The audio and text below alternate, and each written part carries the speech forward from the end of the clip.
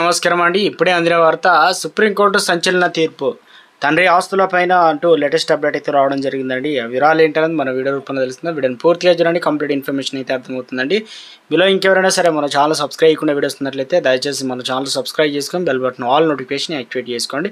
చూస్తున్నారు కానీ లైక్ చేయడం మర్చిపోతున్నాం, దయచేసి లైక్ చేయండి. లేట్ చేయకుండా వీడియోలోకి అయితే వెళ్ళిపోదామండి. మనం సుప్రీంకోర్టు ఆస్తి వివాదాల్లో ఈరోజు సర్వసాధారణమైపోయాయి. ముఖ్యంగా పూర్వీకుల ఆస్తుల కేసులు పెరుగుతున్నా కనిపిస్తున్నాయి. అయితే పూర్వీకుల ఆస్తుల్లో కొడుకు మరియు కుమార్తెలకు చట్టం సమాన హక్కు కల్పించిందని మేము మీకు చెప్తున్నాం.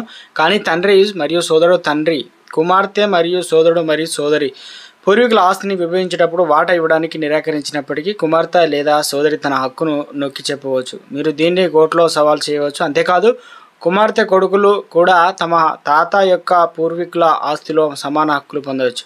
అటువంటి పరిస్థితిలో పూర్వీకుల ఆస్తి సంబంధించి హిందూ వారసత్వ చట్టం 2005లో సవరించారు.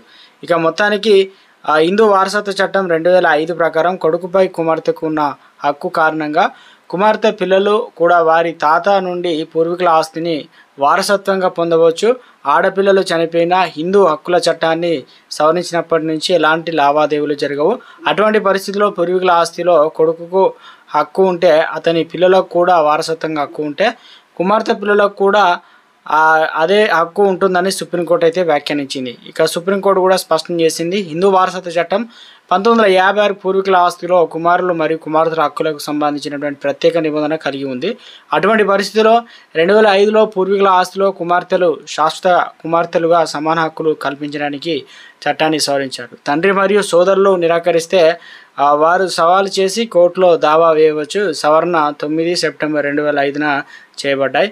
సెప్టెంబర్ 9న 2005 తండ్రి సజీవంగా లేకుంటే కుమార్తె యొక్క హక్కులు కొడుకుతో సమానంగా ఉండవని అందించింది. అయితే అప్పటి వరకు తండ్రి జీవించి ఉండడంతో ఎలాంటి సంబంధం లేదని సుప్రీంకోర్టు స్పష్టం చేసింది. ఆడపిల్లలకు పుట్టినప్పటి నుండి జీవితాంతం అబ్బాయికి ఉన్న హక్కులే ఉంటాయి. సుప్రీంకోర్టు త్రిసభ్య ధర్మాసనం అయితే ఈ మేరకైతే